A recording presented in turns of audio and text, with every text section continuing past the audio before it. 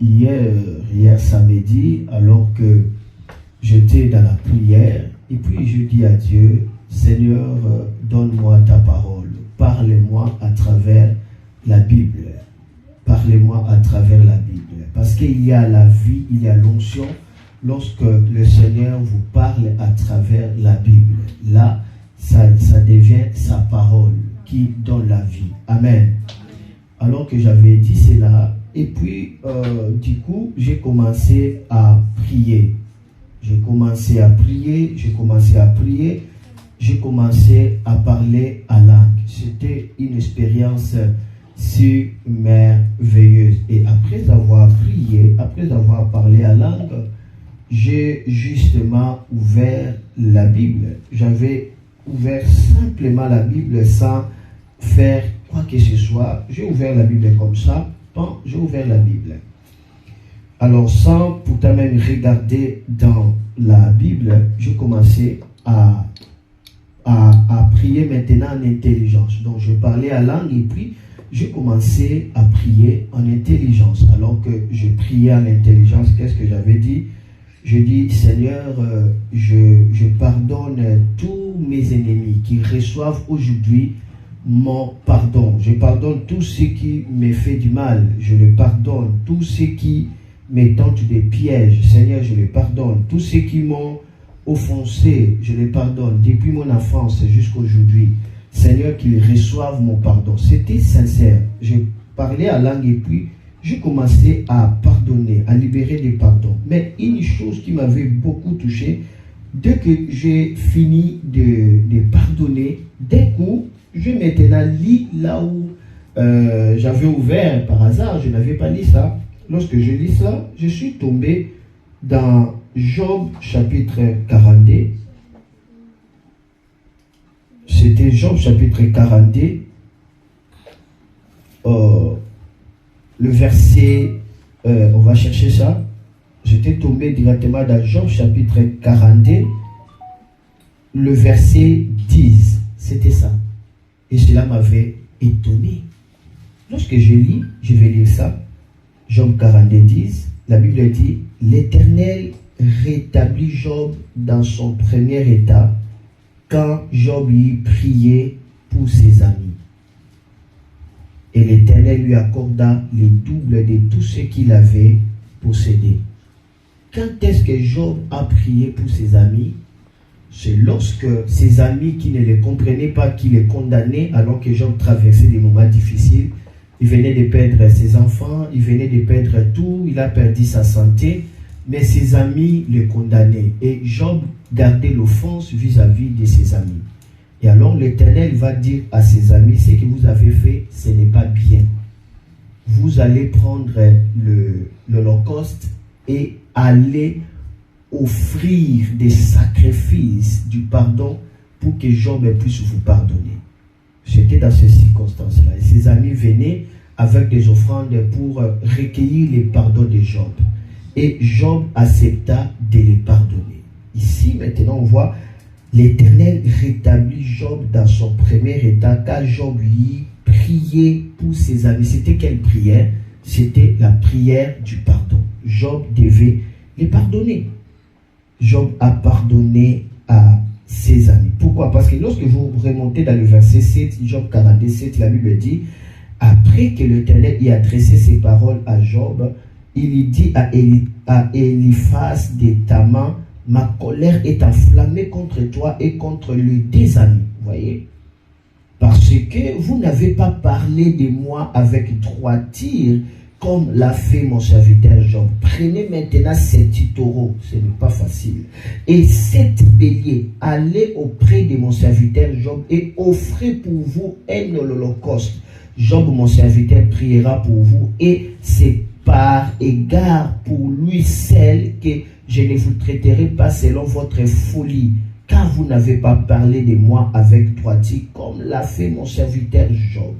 Eliphaz de Thaman, Bildad, de Shua et Tsophar, de Nama allèrent et firent comme l'Éternel leur avait dit, et l'Éternel lui égare à la prière de Job. C'était quelle prière? le pardon. Job devait dire, je vous pardonne, je vous pardonne. Amen. Et lorsque l'Éternel a écouté la prière de Job, parce que Job les a pardonnés, Job n'a pas voulu garder l'offense. Le verset 10e qui arrive, la Bible dit, l'Éternel rétablit Job dans son premier état quand Job y priait pour ses amis. On signale bien ce qui a poussé l'Éternel à rétablir Job dans son premier état, c'est lorsque Job a prié pour ses amis. Job a pleuré, Job s'est langui, dira combien d'années? 25 ans dans la souffrance. Job s'est pitoyé sur lui-même, mais lorsque Job a eu à cœur de prier, de libérer son cœur de l'offense, de ne pas garder rancune, quand Job a prié pour ses amis, la Bible dit, Dieu rétablit Job. Il lui donne les doubles. Amen. J'arriverai ici et c'est tellement excitant de voir ça. Comment est-ce que je viens de prier? Je dis, Seigneur, parlez-moi à travers la Bible. Alors, j'ai ouvert la Bible, je n'ai pas regardé le verset, j'ai commencé juste à parler en langue. C'est important. Lorsque nous parlons en langue, nous sommes en train de parler directement avec Dieu. Nous sommes dans la communication avec Dieu. En parlant en langue, d'un coup, j'ai commencé à pardonner tous ceux qui m'ont fait du mal depuis mon enfance jusqu'aujourd'hui. Donc, j'ai compris que le parler en langue que je parlais, c'était en fait la prière du pardon. Je pardonnais. Et du coup, j'ai commencé à prier, Seigneur, je pardonne, même ceux qui je ne connais pas leur nom, tous ceux qui m'ont fait du mal, qui reçoivent mon pardon. Lorsque j'ai fini, maintenant je vais ouvrir la Bible et je tombe dans ce passage qui dit Job, l'Éternel rétablit Job dans son premier état, car Job lui priait pour ses amis qui l'avaient blessé. Lorsque Job a prié pour eux, l'Éternel le rétablit. Donc ça, ce n'est pas simplement le message, mais c'est une expérience que Dieu m'a fait vivre. À partir de cela, je voulais tout simplement préparer le message pour vous, en fait, pour que vous soyez bénéficiaires, parce que je vis que non, Dieu a un message pour l'humanité à ce qui concerne le pardon. Mais je vous dis, lorsque j'avais lu ça, j'étais étonné, j'étais rempli de l'Esprit de Dieu, et puis j'ai commencé à parler encore à langue, parce que j'ai vu Dieu me parler fortement. Et quand j'avais parlé à langue, c'était fort, c'était extraordinaire, parce que j'avais vu toute une armée de saints m'environner. Il y avait une forte onction, des anges venaient de partout. Donc mon esprit commençait à parcourir des dimensions du réveil. Je vous dis, il y a une grande onction lorsque on fait des choses selon la pensée de Dieu. Il y a une grande onction lorsque vous avez un cœur libre. Il y a une grande onction lorsque vous avez un cœur qui pardonne. Il y a une grande onction lorsque votre cœur ne garde pas l'offense. Et là, j'ai compris, après avoir été baigné dans la présence de Dieu qui était tellement riche. Et puis, j'ai commencé à écrire pour composer le message pour vous et pour tous ceux qui me suivent là en direct. C'est important. Amen. Pardon, source de prospérité, affaire des grands. C'est ça le thème. Pardon, source de prospérité, affaire des grands. Waouh. Pardon, source de quoi? De prospérité, affaire des grands. Vous devez découvrir le pardon comme étant source de prospérité, une affaire des grands.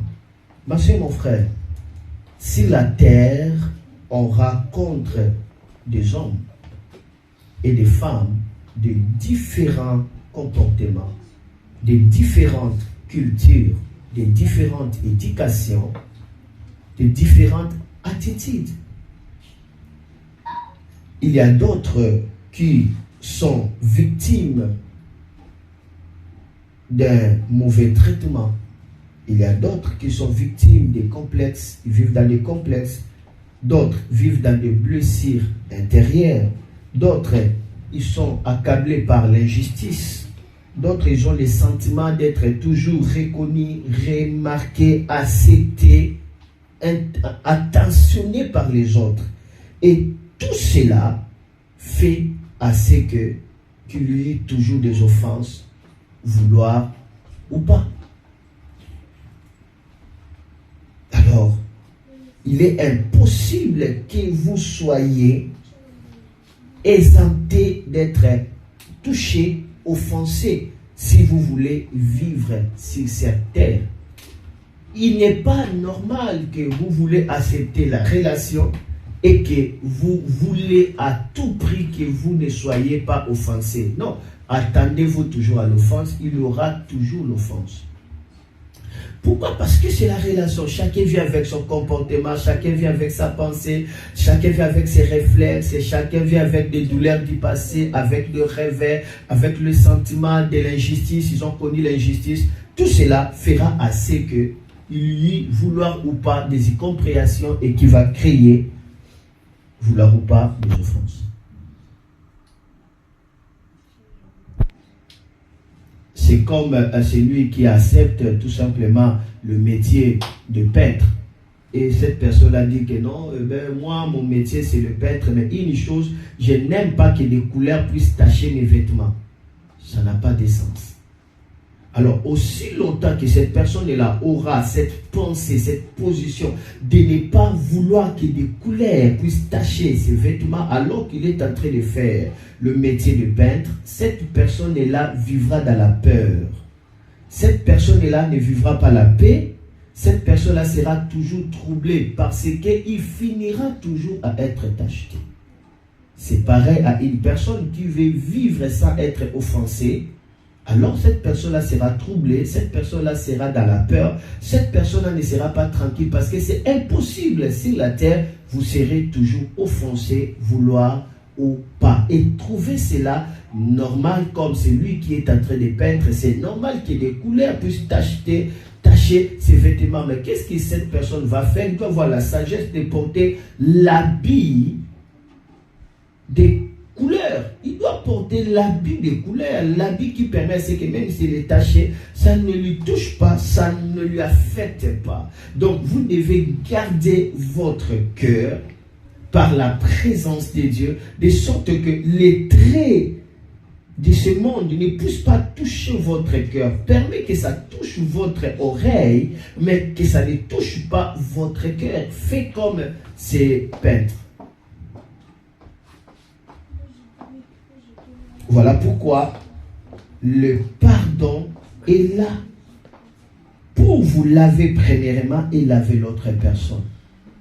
C'est ça le but du pardon. Le pardon est là premièrement pour vous laver de l'offense que vous avez fait et aussi laver d'autres personnes. Pourquoi? Parce que le pardon c'est comme le canal dans lequel l'eau passe. D'accord? L'eau passe pour arriver dans les robinets. Mais avant que l'eau puisse arriver dans les robinets, c'est le canal qui reçoit premièrement cette eau. Le canal recevra l'eau et après ça serait le robinet. Donc celui qui pardonne, il est le premier à faire quoi?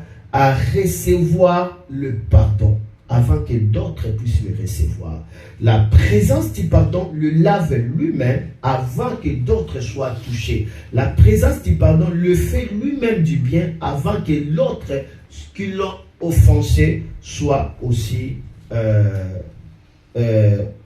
pardonné.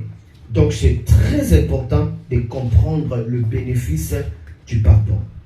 Le non-pardon nous blesse fortement que ceux qui nous ont offensés. Celui qui refuse de pardonner, c'est une personne qui sera lui-même blessé plus que celui qui l'a offensé. Parce que garder le non-pardon vous fait du mal. Garder les non-pardons vous blesse profondément, émotionnellement. Garder les non-pardons, vous allez vous placer dans un état pathétique, dans un état de pitoyement et dans un état de peur. Pourquoi? Parce que vous gardez les non-pardons. Alors là, vous êtes dans la prison. Pardonnez et commencez à expérimenter le flot de la paix en vous pour que d'autres qui vous ont blessé reçoivent aussi cette paix. Les non-pardons nous blessent fortement que ceux qui nous ont offensés. Ouvrons maintenant la parole de Dieu. Nous sommes dans le livre de Hébreux, chapitre 12. Touchons les versets 14 à 15. Hébreux, chapitre 12, versets 14 à 15. Je vous avais dit que les paroles que je suis en train de prêcher, c'est une expérience. Hébreux chapitre 12 qui vient par la révélation. Hébreux 12, 14 à 17. Je lis au nom de Jésus. La Bible dit: recherchez la paix avec tous et la sanctification sans laquelle personne ne verra le Seigneur. Recherchez la paix avec tous et la sanctification sans laquelle personne ne verra le Seigneur. C'est quoi la paix avec tous? C'est quoi la paix avec tous? Mais c'est le pardon. Un cœur de non-pardon ne peut pas vivre en paix avec tous. Parce que vous êtes en rancune, vous êtes en conflit, vous n'avez pas la paix. Mais la Bible dit: commencez à rechercher la paix avec tous et la sanctification. Alors, ça, c'est la personne qui verra le Seigneur. Donc, l'absence du non-pardon, l'absence du pardon, lorsque vous vivez dans le non-pardon, vous êtes dans les troubles. Vous n'êtes pas dans la paix au milieu des gens qui sont tout autour de vous. Alors, comme conséquence, vous pouvez prier, le Seigneur ne va pas vous toucher parce que l'absence de non-pardon, disons l'absence du pardon, ou soit le non-pardon, vous rend souillé. Le non-pardon vous suit. Un homme qui ne pardonne pas, une femme qui ne pardonne pas, elle est souillée déjà. Parce que la présence du non-pardon commencera à souiller son cœur. Voilà pourquoi la Bible dit: commence à rechercher la paix avec tous. Quelle est la paix que tu dois rechercher? Vivez en harmonie de manière diplomatique, sans problème, avec tous. Et la sanctification, c'est quoi la sanctification? Soyez vous-même purifiés en pardonnant. Lorsque vous pardonnez, vous êtes purifiés vous-même. C'est comme l'eau qui vient du canal. L'eau remplit d'abord les canaux pour que d'autres puissent recevoir ça. Donc, en pardonnant, c'est vous qui gagnez. En pardonnant, c'est vous qui allez plus loin. En pardonnant, vous êtes en train de montrer combien vous êtes grand. Les grands pardonnent. C'est la source de prospérité. Et la Bible continue. La Bible va dire quelque chose de très important. Le verset 15.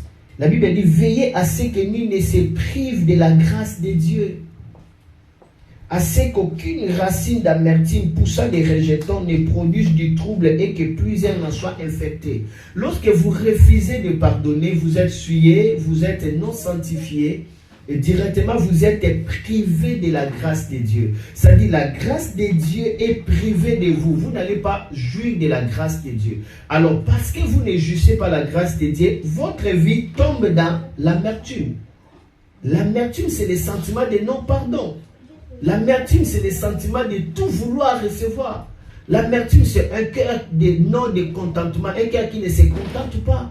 C'est un cœur touché, floué par tout simplement des inquiétudes, tout ça. Alors, avec ce genre d'attitude, on est dans l'infection. Et cette infection commencera à toucher d'autres personnes. Voilà pourquoi le non-pardon, c'est une infection qui touche la société, qui touche la famille, qui touche tout. Quand on ne pardonne pas, vous êtes en train de polluer votre monde.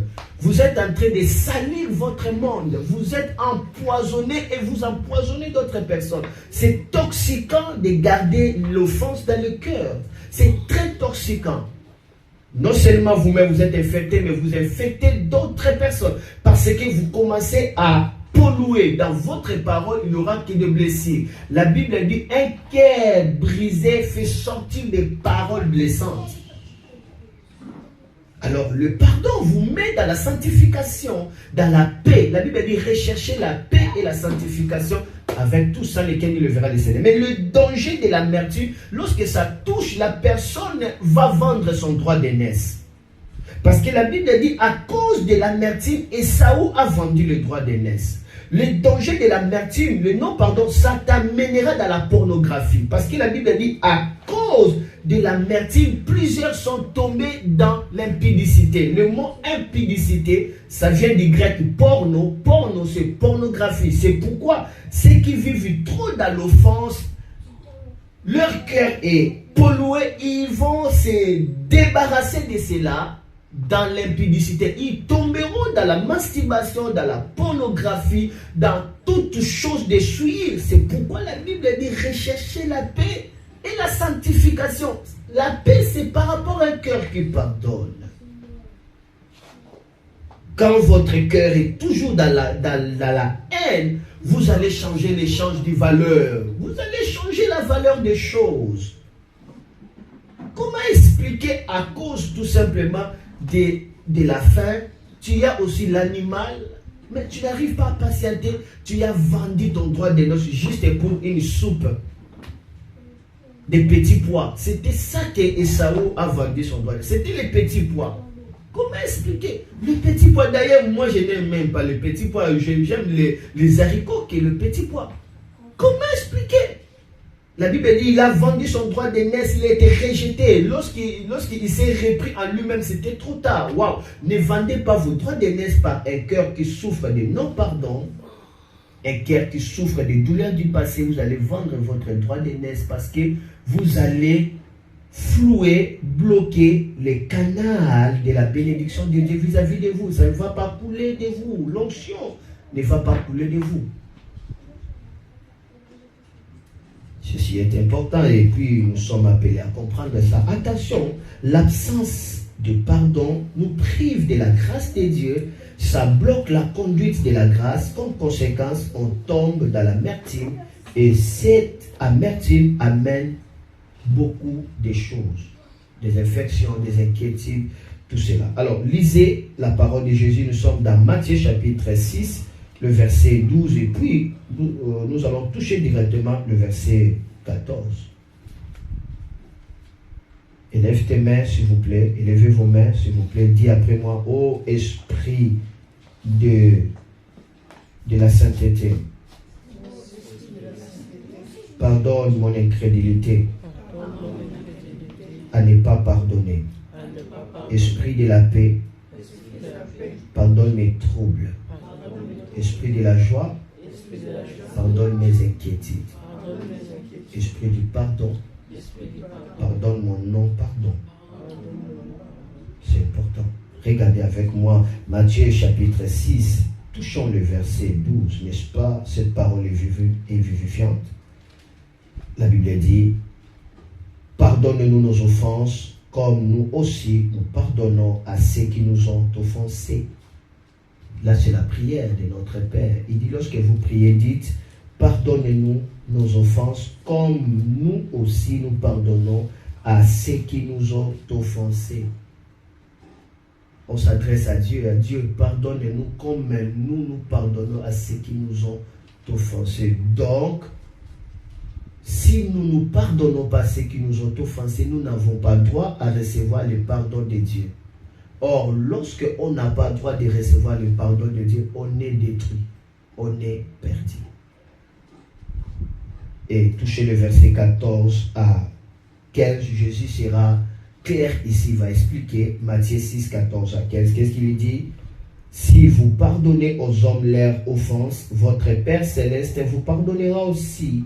Mais si vous ne pardonnez pas aux hommes, votre Père ne vous pardonnera pas non plus vos offenses. Cette parole est claire. Aucune onction peut changer cette parole. Aucun sacrifice peut changer cette parole. Jésus a dit clairement, si vous pardonnez aux hommes, votre Père vous pardonne. Et si vous ne pardonnez pas, votre Père ne vous pardonnera pas. Les non-pardons peuvent vous amener en enfer. Les non-pardons peuvent vous rendre ennemi de Dieu pour rien. Les non-pardons peuvent vous faire priver de la grâce de Dieu. C'est pourquoi la Bible dit, veillez à ce que nul ne soit privé de quoi? De la grâce de Dieu. Amen. Le non-pardon vous prive de la grâce de Dieu et ça pousse des rejetons, des infections. Quand Dieu garde votre iniquité, vous êtes perdu. Quand Dieu garde votre iniquité, votre péché, vous êtes directement perdu. Or, si nous ne pardonnons pas, Dieu commence à garder notre péché. Dieu a dans sa mémoire les souvenirs de notre péché. Nous sommes perdus. Regardez avec moi Psaume chapitre 130 et touchons le verset 3. Psaume chapitre 130, le verset 3. Psaume chapitre 130, le verset 3. La Bible dit, si tu gardais les souvenirs des iniquités éternelles, Seigneur, qui pourrait subsister? Si tu gardais les souvenirs des iniquités éternelles, Seigneur, qui pourrait subsister? Donc, lorsque Dieu ne vous pardonne pas, vous êtes perdu. Or, ce qui fait que Dieu ne puisse pas vous pardonner, c'est le fait que vous gardez l'offense. Alors, vous êtes perdu. Amen. Amen. Un grand pardonne, car il est conscient de sa destinée et de sa grande vision. Une grande personne ne peut pas garder l'offense ni des douleurs du passé. Il est tellement préoccupé par la vision d'aller de l'avant. Il n'a pas le temps à garder l'offense. Parce que lorsque tu gardes l'offense, tu perds la vision. La personne est là qui t'a offensé ou tu gardes son offense. Cette personne-là devient omniprésente dans ta pensée. Il devient comme ton Dieu. C'est-à-dire tu commences à le voir partout. Et parce que tu commences à le voir partout, c'est la loi de l'incubation, la quatrième dimension, la visualisation, la chose à qui on prête l'attention, on le fait qui renforce. Parce que tu vois cette personne-là qui t'a blessé, cette personne commence à couvrir ta vie, commence à couvrir les circonstances de ta vie. Tu verras, tout ce que tu feras va produire que des épines. Et le scénario de la vie, c'est quoi? La personne à qui vous gardez l'offense, vous voulez voir à tout prix que cette personne-là trouve le mal, vous serez surpris, cette personne-là commencera à prospérer rapidement. Et vous, ça continuera à vous faire encore, et encore, et encore, et encore du mal. Cet homme-là qui vous a blessé, il est parti avec une autre femme, alors que vous continuez toujours, il a fait ça, il ne mérite pas la paix, il ne mérite pas la joie, qu'il raconte le malheur. Et il continuera à aimer cette femme-là encore plus fort. C'est la loi de l'incubation, c'est vous qui provoquez cette dimension-là. Il devient omniprésent. Ils ne vont pas se séparer. La solution, c'est lâcher prise. Pardonnez à cause de vous-même. Vous vous aimez tellement, alors pardonnez. Ne gardez pas l'offense. Ne soyez pas blessés encore et encore. Débarrassez-vous. C'est un fardeau. Courez et allez de l'avant. Gardez votre cœur dans un état de reconnaissance. C'est le pardon. Dans un état de paix, c'est le pardon. Dans un état de joie, c'est le pardon. Avec le non-pardon, comment est-ce que votre cœur aura la reconnaissance? Vous serez ingrat. Or, l'ingratitude nous empêche d'être multipliés. La loi de la nature aime la reconnaissance. Là où il y a la reconnaissance, les choses se multiplient. Amen. C'est le fonctionnement que Dieu a mis sur la terre. Alors, on va toucher ces grands hommes où dans la Bible, on n'a pas parlé de ses péchés, même pas une fois. Il vivait vraiment dans la grâce. Joseph et disons Isaac. Regardez, Isaac, il était à Guérard. Nous sommes dans Genèse chapitre 26. Alors, il y eut une grande famille. Il veut aller en Égypte parce que tout le monde est allé en Égypte. Dieu lui dit, restez là-bas. c'est là où ton père était, et moi je te bénirai. La Bible dit, Isaac a écouté la voix de Dieu, il resta, il commence à s'aimer, il sème, il sème. La Bible dit, Isaac a récolté au centuple, il devient riche. Quand Isaac est devenu riche, directement, il commence à creuser des puits que son père Abraham avait creusé autrefois et les habitants de Guéra avaient mis des sables. C'est choquant, hein? Ton père a souffert pour creuser des puits et puis les ennemis viennent saboter cela. Isaac n'avait pas de problème, il recommença le travail. Il a encore recommencé le travail. Le puits devait encore sortir de l'eau, c'était pas facile. L'eau jaillit. Et quand l'eau jaillit, les gens de cette ville-là commencent à chercher querelle avec Isaac.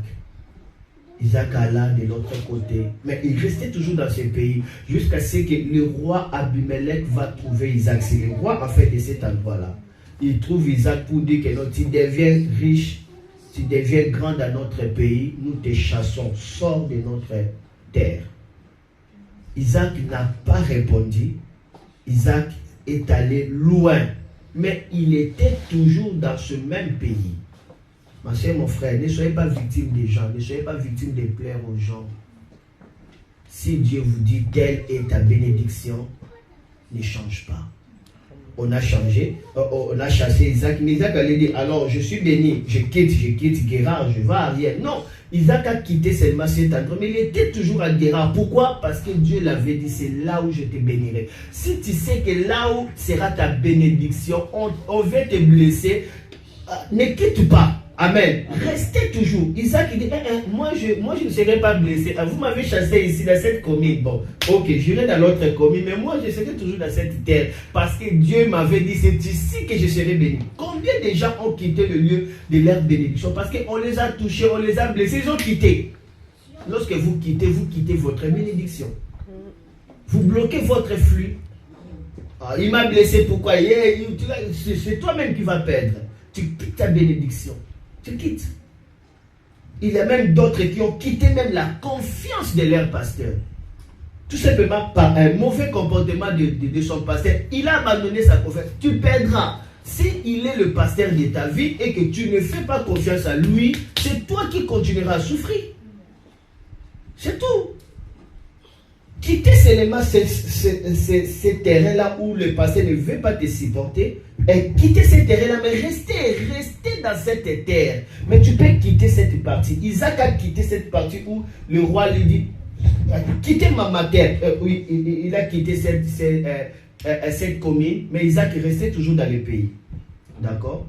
Le pasteur peut te dire, je ne te veux pas chanter. Tu chantes mal, ne chante pas.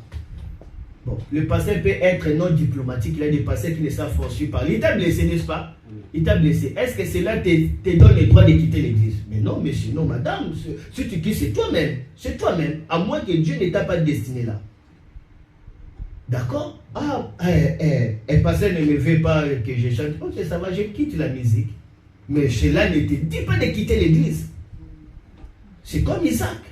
Il était déjà béni, n'est-ce pas? Il a Dieu, n'est-ce pas? On dit que non, quitte notre terre. Quitte notre terre. Isaac allait dire, je quitte. Si Isaac allait seulement quitter Guéra, son histoire allait finir. Parce que Dieu dit, reste là. C'est là que je vais te bénir. C'est là où ta descendance va se multiplier. C'est là, aujourd'hui, Guéra. Ça devient Israël. C'est là où ils sont bénis. Amen. Il ne faut pas quitter par offense. Isaac est allé plus loin. N'est-ce pas? Amen. Et Isaac commence à faire quoi? À creuser des trous. L'eau sortit. Et on chasse Isaac. Isaac appelle ça Setna. Cela veut dire querelle. Il va encore loin. L'eau sortit. On l'a bousculé. Isaac appelle ça Setna ou Essek. Il appelle encore Essek. Cela veut dire il y avait dispute. Isaac alla plus loin. Jusqu'à ce qu'il va creuser, il trouve un endroit où l'eau jaillit en abondance. Et Isaac a appelé ça Rehoboth. Cela veut dire l'espace vide. L'espace libre plutôt Rehoboth. Il dit ça, c'est Rehoboth, mon espace est libre. Waouh! Vous voyez, Si Isaac gardait l'offense, il n'allait pas trouver Rehoboth l'espace libre. On le blessait, hein, mais lui continuait toujours. Il était dans la joie, il continuait et Dieu était toujours avec lui. Il dit ça, c'est Rehoboth, l'espace libre.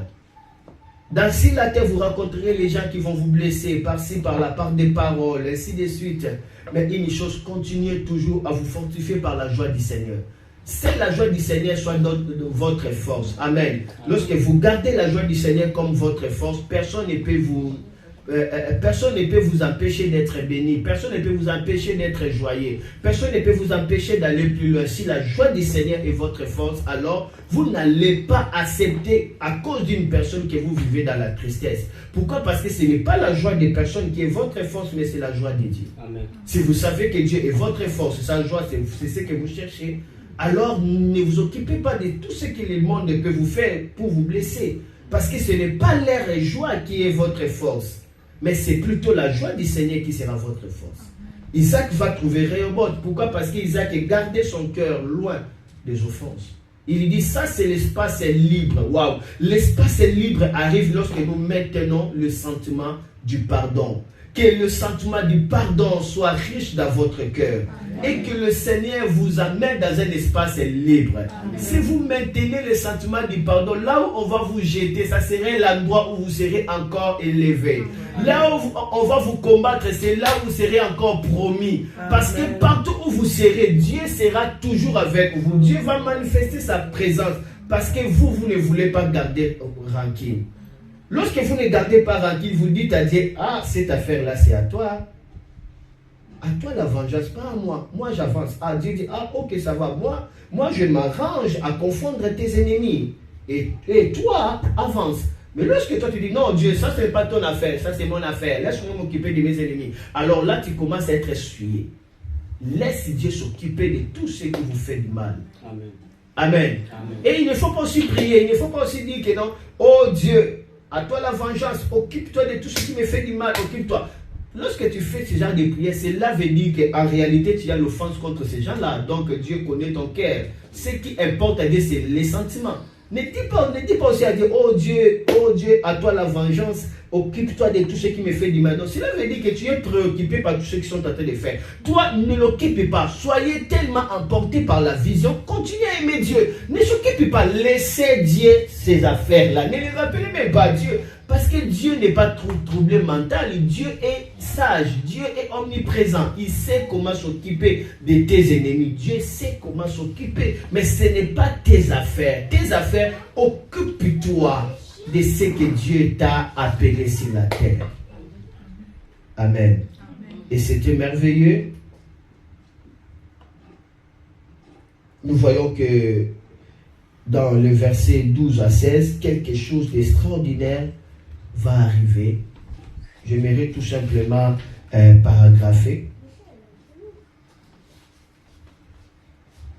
Nous allons voir que malgré cela, malgré qu'on a chassé Isaac, Isaac est parti un peu loin, mais Isaac resta toujours dans ce pays car Dieu lui avait donné la vision. Et il n'a pas gardé rancune, n'est-ce pas? Et lorsque maintenant nous touchons Genèse chapitre 26, le verset 17 à 22, nous voyons que là où il n'y a pas de dispute, il n'y a pas de conflit, on reçoit le Rehoboth. Cela veut dire l'espace libre. Quand est-ce qu'il a reçu Rehoboth? C'était là où il n'y avait pas de dispute, là où il n'y avait pas de conflit.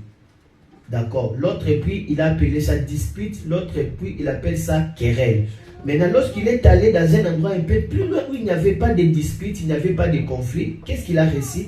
Il a reçu Rehoboth, il a dit l'espace est libre. Donc c'est là où il y a là où il y a l'espace libre, c'est là où il y a la prospérité. Cela veut dire c'est là où il n'y a pas de conflit, là où il n'y a pas de querelle. Cela veut dire soyez libre de l'atmosphère des querelles, des atmosphères de conflit. Si vous voulez expérimenter la prospérité, alors soyez là où il n'y a pas de dispute. C'est pourquoi j'ai dit pardon, source de prospérité, affaire des grands. Donc là où il n'y a pas de dispute, c'est là où il y a le pardon. Là où il n'y a pas de conflit, c'est là où le pardon est en train de dominer. Isaac va trouver Rehoboth dans l'endroit où était sans querelle. l'espace était libre pour lui. Combien de fois nous sommes entassés? Combien de fois nous sommes réduits en rien? Combien de fois nous sommes détruits parce que nous sommes dans un environnement de querelles, de disputes, de conflits. Nous sommes dans un environnement de pitoyement. Alors là, nous n'allons pas vivre l'espace libre. Si vous voulez l'espace libre de votre destinée, vivez dans l'atmosphère de paix, là où il n'y a pas de disputes, là où il n'y a pas de querelles, là où il n'y a pas de bruit, là où la paix est en train de régner, vous allez expérimenter votre Rehoboth. Cela veut dire l'espace est libre. Il dit, Dieu m'a prospéré dans le pays, il m'a donné la terre. Il a appelé ça Rehoboth. Il dit, mon champ est libre. Combien de fois le diable dispute notre bénédiction à travers l'atmosphère des troubles? Combien de fois l'ennemi vole nos opportunités à travers l'atmosphère des querelles? Combien de fois l'ennemi est en train de voler notre chance à travers les troubles? Les troubles peuvent être aussi forts dans ton cœur, alors que là où tu es, il n'y a pas de dispute, mais en toi, il y a de fortes disputes. Attention, lorsque je parle de querelles, je ne parle pas seulement de querelles entre les hommes, mais tu peux aussi quereller entre toi-même. Tu n'es pas dans la paix, tu as des disputes, tu te disputes toujours. Fais ça, je ne fais pas. Tu fais que l'idée. Toi, tu disputes toujours avec Dieu. Il y a des gens, tu n'as pas l'idée. Ils sont dans des querelles et Dieu ne supportait pas. Dieu n'avait pas supporté le murmure. Le murmure, c'est un mauvais son. Dieu ne supportait pas ça. Votre espace sera libre là où il n'y a pas de disputes, là où il n'y a pas de querelles, là où il y a la paix. C'est pourquoi la lutte que vous devez faire, c'est la lutte de la paix. Cherchez le repos de Dieu. Que votre cœur soit libre. Soit libre de tout cela. Alléluia. Je répète, là où il n'y a pas de dispute, il n'y a pas de conflit, on reçoit Rehoboth, c'est-à-dire espace libre. C'est-à-dire vous êtes libre pour s'épanouir. C'est là où il y a l'espace libre qu'il y a aussi la prospérité. Donc, trouvez le calme, trouvez la tranquillité pour s'épanouir. Trouvez d'abord le calme, trouvez quoi? La tranquillité. Alors vous allez faire quoi? S'épanouir. Dans tous les aspects de votre vie. Alléluia. Mais cela est dans un cœur qui ne garde pas l'offense. Un cœur qui pardonne facilement. Un cœur qui ne souffre pas des douleurs de quoi? Du passé. Laisse-moi lire pour terminer Genèse chapitre 26 maintenant, là où nous sommes. On va toucher le verset 26 à 32. Je vais lire ça, n'est-ce pas? Pour vous. Amen. Quelqu'un est-il édifié? Amen. Dieu parle à une personne. Amen. La Bible dit ceci. Genèse chapitre 26. Verset 26 à 32. La Bible dit, Abimelech vint de Guérar auprès de lui. Il avait déjà chassé Isaac, parce que vous vous rappelez. Maintenant ici, regarde ce qui arrive. Parce qu'Isaac, malgré toutes ses oppressions, Isaac a gardé son cœur. Isaac a protégé la paix intérieure. Et maintenant, Isaac est dans les Rehoboth. Isaac prospère. Maintenant, quelque chose qui arrive, ça serait des grands. Regardez. Je dis Genèse 26, commencez verset 26 jusqu'à 32. Ok. Si vous avez les micros, veuillez me les lire.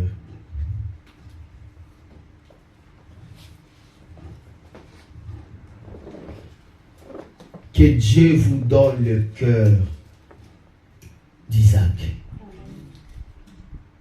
Que Dieu vous donne le cœur de Joseph. Si Joseph avait un cœur qui garde offense, il allait mourir avant même que son songe soit accompli. Tu sais, une personne te blesse, c'est touchant, hein? Amen. Mais lorsqu'il s'agit de tes propres frères de même sang, c'est blessant fois 10. Tu ne peux pas supporter. Tes propres frères te jettent et te vendent, mais tu seras toute ta vie, tu vas commencer toujours à penser, ils m'ont fait ça, ils m'ont fait ça. Tu commences, tu es pitoyable. Et tu vas vouloir que tout le monde sache. Alors là, ça va bloquer votre destinée. Mais malgré cela, Isaac, Joseph, sa force, c'était la joie à l'Éternel. Il continuait à servir, même dans la prison, il servait. Et Dieu l'a promis tellement. Dieu l'a établi père des pharaons. Oh, un cœur de Joseph, un cœur d'Isaac. Un cœur d'Isaac. Lisez-nous, Genèse 26 à 32. Lisez-nous mollo. Est-ce que sur Facebook, est-ce que ça passe là-bas? L'indirect, ça passe là-bas? Ok, gloire à Dieu. Quelqu'un peut nous aider à partager pour nos amis de Facebook. Alors, lisez-nous, gloire à Dieu. Genèse chapitre 26, versets 26 à 32, je lis dans le nom de Jésus. Amen. Abimelech vint de Guérar auprès de lui avec Ahuzat, son ami, et Picol, chef de son armée. Isaac leur dit, pourquoi venez-vous vers moi, puisque vous me haïssez et que vous m'avez renvoyé de chez vous? Ils répondirent, nous voyons que l'Éternel est avec toi. C'est pourquoi nous disons qu'il n'y ait un serment entre nous et toi, et que nous fassions alliance avec toi.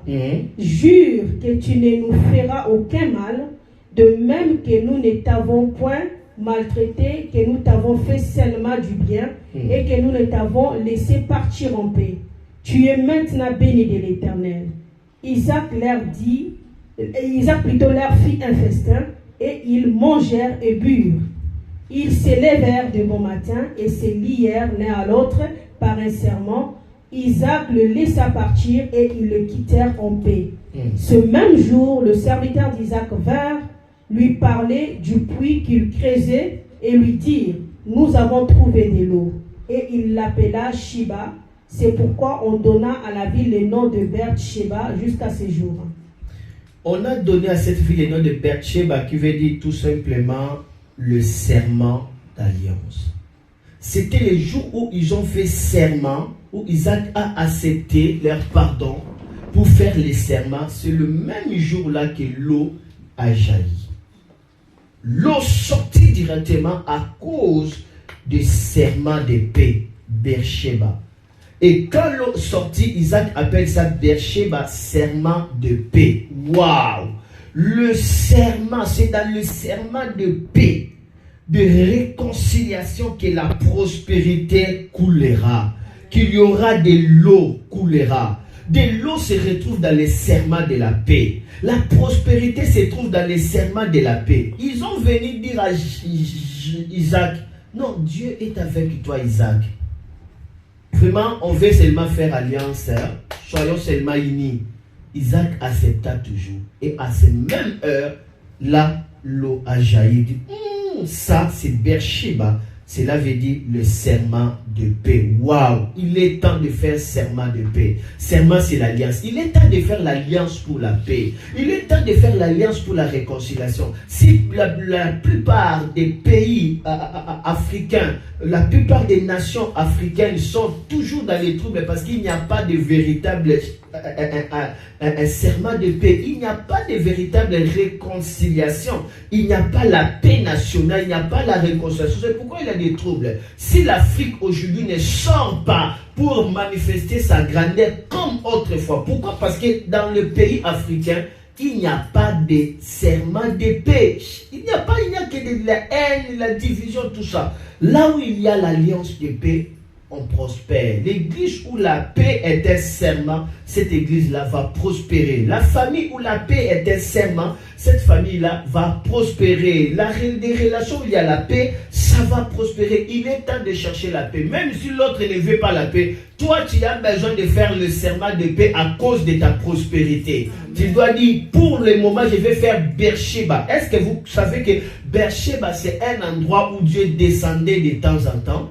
Beersheba, c'est là où Dieu avait visité Abraham, c'est là où Dieu a visité Isaac, c'est là où Dieu va visiter Jacob. Pourquoi Dieu devait le visiter toujours là? C'est là où Jacob, son nom devient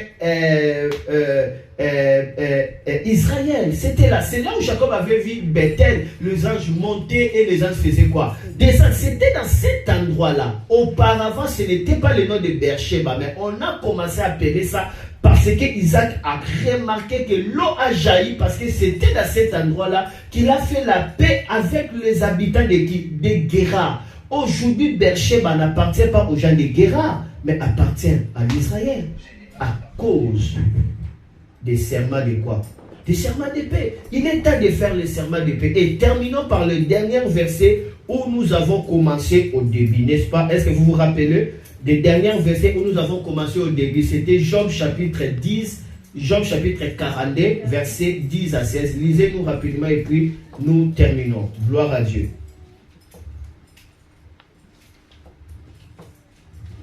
Job 42, 10 à 16. Ma soeur, mon frère, soyez libres des poisons, de non-pardon. Soyez libres des cancers, de non-pardon. Soyez libres des mines, de non-pardon. Vous êtes dans les mines. Vous êtes dans la destruction. Aujourd'hui, faites Beersheba, serment de paix, serment de réconciliation. Vous allez expérimenter la prospérité. Lisez-nous, s'il vous plaît.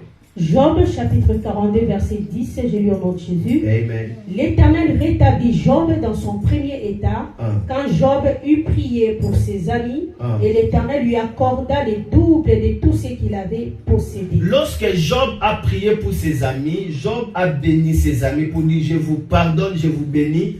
Alors l'Éternel lui a fait quoi? L'a donné le double. Donc cela veut dire que ce qui a retenu la restauration de Job, c'était quoi? Le non-pardon.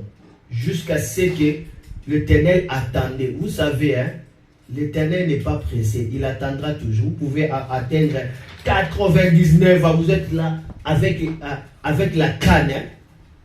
Mais promesses. L'Éternel regarde ton cœur. Et tes promesses avec des prisons dans lesquelles il y a des gens dans lesquels mais bon, tu mourras. Il y a beaucoup de gens qui rend élastique leur souffrance par leur incapacité à pardonner. Juste une épreuve là qui devait dire peut-être un mois, c'est tout. Job allait déjà devenir riche parce que Dieu lui avait dit: Job est mon serviteur, il m'aime. Mais à cause simplement de non-pardon, cela lui a coûté 25 ans. Parce que Dieu ne peut pas faire autrement. Dieu est dans sa parole. Le cœur de non-pardon bloque le processus de Dieu. Jusqu'à ce que Dieu lui-même dit: mais non, il faut que je fasse quelque chose pour mon serviteur Job. Il faut que je le restaure. Et Dieu commence à dire à ses amis: allez dire Job, allez lui demander pardon. Allez demander pardon. À donner des offrandes. Mais Job aussi allait refuser. Il dit: non, malgré les offrandes là, je refuse. Si Job allait faire ça, Job allait toujours commencer à rester là. Bloqué. Oh là là. Aime ta vie. Aime ta vie. La Bible dit: garde ton cœur plus que toute autre chose. Garder son cœur, c'est aussi pardonner. Garder son cœur aussi, préserver ton cœur des blessures inutiles. Préserver ton cœur des plaies inutiles. Préserver ton cœur des épines inutiles. Préserver ton cœur des angoisses inutiles. Préserver ton cœur des inquiétudes inutiles. Préserver ton cœur de toutes ces choses-là, parce que la vie coule à partir de votre cœur. Et qu'est-ce que Dieu va donner à Job? Regardez, qu'est-ce que Dieu donnera à Job? Elle est en train d'écrire là. Donc, bon, on comprend parce qu'il y a tellement de grandes révélations. Qu'est-ce que Dieu donnera à Job? Bon, on peut laisser, on allait lire ça, bon. On peut laisser, mais regardez bien. Job va avoir de belles filles qui étaient de plus belles de tous les pays de l'Orient. Israël, Arabie Saoudite, tous les grands de l'Orient, Égypte et tout ça. La référence de beauté, c'était dans la maison de Job. Et Job appela l'autre colombe. D'accord, il appela l'autre aussi, c'est quel nom? C'était merveilleux. Job a reçu de belles filles. Job a reçu les doubles de tout. Vous savez que la bénédiction de Job avait choqué Satan. Jusqu'à ce que Satan dise, si Job te craint parce que tu l'as béni. Satan était tellement choqué. Mais Dieu n'a pas seulement repris à Job, Dieu n'a pas seulement remboursé à Job ce qu'il avait perdu, mais non, Dieu a donné les doubles. Job était le milliardaire de leur époque. Oh, il y a des bénédictions extraordinaires pour toi. Dieu est juste pour toi. Amen. Alors ne bloque pas la provision de Dieu. Commence à pardonner à partir de maintenant. Commence à garder ton cœur de pollution à partir de maintenant. Comprends que lorsque Job priait pour ses amis, Dieu l'a restauré. Comprends, lorsque tu commences à prier pour tes ennemis, Dieu te restaure. Tu dois donner ton pardon. Ce n'est pas seulement à Dieu de donner le pardon. Toi aussi, tu dois dire reçois mon pardon. Allez, sors de ma prison. La personne quitte ton cœur. Elle est sortie. Et toi, je te donne la grâce. Sors de ma prison. Et après là, tu vas maintenant briser toutes les chaînes que tu as mis dans ton cœur. Et tu dois dire, à partir d'aujourd'hui, mon cœur devient la chambre de Dieu. Ça aussi honorer le Saint-Esprit. Comment est-ce que vous aimez le Saint-Esprit et dans votre cœur il y a trop de pollution, mais vous ne respectez pas le Saint-Esprit? Vous voulez le Saint-Esprit? Prépare sa chambre. C'est votre cœur, le lieu du Saint-Esprit. N'appelez pas le Saint-Esprit de ça. Il va venir où? Dans ce cœur-là où il y a trop de... Vous voulez aussi emprisonner le Saint-Esprit. Il ne viendra pas. La colombe vient lorsque nous pardonnons. Que Dieu bénisse quelqu'un dans le nom de Jésus. Amen. Reçois le pardon de Dieu dans le nom de Jésus. Amen. Reçois le pardon de Dieu dans le nom de Jésus. Pourquoi je t'ai dit de recevoir le pardon de Dieu? Parce que tu as péché et tu vives dans le péché. Ton péché est que tu n'as pas voulu pardonner. Reçois le pardon de Dieu maintenant au nom de Jésus. Reçois le pardon de Dieu maintenant au nom de Jésus. Alors que je t'ai dit de recevoir le pardon de Dieu, toi aussi commence à donner le pardon directement. Reçois le pardon de Dieu dans le nom de Jésus. Reçois le pardon de Dieu dans le nom de Jésus. Reçois le pardon dans le nom de Jésus. Il y a des choses, lorsque tu penses ça, ça va t'exciter à ne pas pardonner. Mais une chose, ne pense pas à cela. Pense à la vision que Dieu t'a donnée. Pense à l'amour que Dieu a pour toi. Pense à l'attention de Jésus. Il a versé son sang. Tu peux penser à ce que Jésus a fait au lieu de penser à ce que les ennemis t'ont fait. Reçois le pardon dans le nom de Jésus. Reçois le pardon dans le nom de Jésus. Je sens la puissance de Dieu. Le pouvoir du péché est brisé. Brisé, brisé, brisé, brisé. Dieu m'avait amené dans l'atmosphère de réveil. J'avais vu plusieurs saints m'environner. Dieu m'a fait parcourir des réveils. La gloire était tellement terrible. Lorsque seulement j'ai ouvert ma bouche, j'ai commencé à pardonner. Et puis j'ai ouvert ma Bible, j'ai vu cela. Reçois le pardon dans le nom de Jésus. Soyez pardonnés au nom de Jésus. Je ne t'attends pas. Reçois le pardon. Amen. Alors que tu reçois le pardon, toi aussi donne ton pardon. Reçois le pardon de Dieu. Reçois le pardon de Dieu. Sois pardonné. Tu peux aussi garder l'offense contre toi-même. Personne ne t'a blessé, mais toi-même tu t'es blessé. Tu es en colère contre toi-même. Tu es en conflit contre toi-même. Pourquoi? Parce que tu as le sentiment d'indignité. Tu n'es pas digne. Tu ne te vois pas digne tel que tu es là. Tu ne te considères pas que tu es digne d'être béni, digne d'être honoré. Donc cela veut dire toi-même, tu n'arrives pas à te pardonner. Tu as fait des erreurs. Toi-même, tu n'arrives pas à te pardonner. Comment est-ce que Dieu va te pardonner? Toi-même, tu n'acceptes pas que Dieu peut te pardonner. Reçois le pardon à toi-même et donne le pardon à toi-même. Donne le pardon à toi-même. Donne le pardon. Donne le pardon. Donne le pardon. Donne le pardon. Lorsque tu es tellement conscient de tes erreurs, conscient, ça veut dire que tu n'arrives pas à te pardonner. Tu n'arrives pas à te pardonner. Tu n'arrives pas à te pardonner. Tu n'arrives pas à t'accepter. Tu n'arrives pas à t'accepter. Tu es dans des complexes. Reçois le pardon bien-aimé, donne le pardon à toi-même. Donne le pardon à toi-même. Pardonne ton cœur. Pardonne ton cœur. Pardonne ton cœur. Reçois le pardon. Reçois. Il faut que ton cœur soit libre de non-pardon. Soit libre des douleurs du passé. Sois libre de toute victime. Il faut que ton cœur soit gardé pour Dieu. Il y a une onction lorsque nous pardonnons. Il y a une onction lorsque nous pardonnons. Et quand nous pardonnons, il y a le sang de Jésus.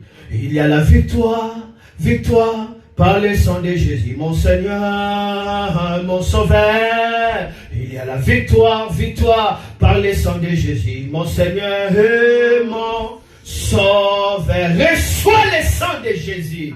Soyez sanctifiés dans le nom de Jésus. Quand le pardon descend, la guérison vient. Quand le pardon descend, la guérison arrive. La Bible dit, bénis l'Éternel, c'est lui qui pardonne tous tes péchés et guérit toutes tes maladies. Donc, là où il y a le pardon, il y a la guérison. Reçois le pardon au nom de Jésus-Christ.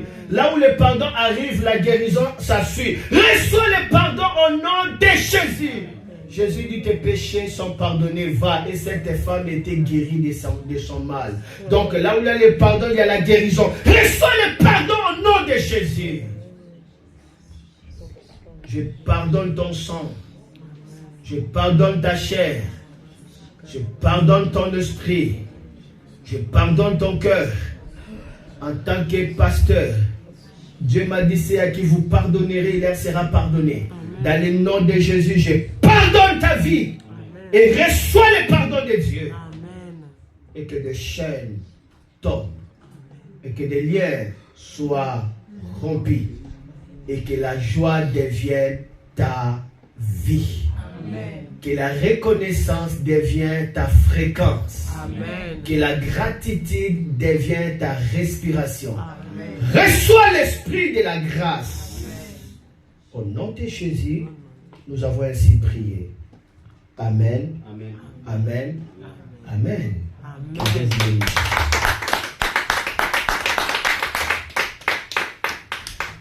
Gloire à Dieu.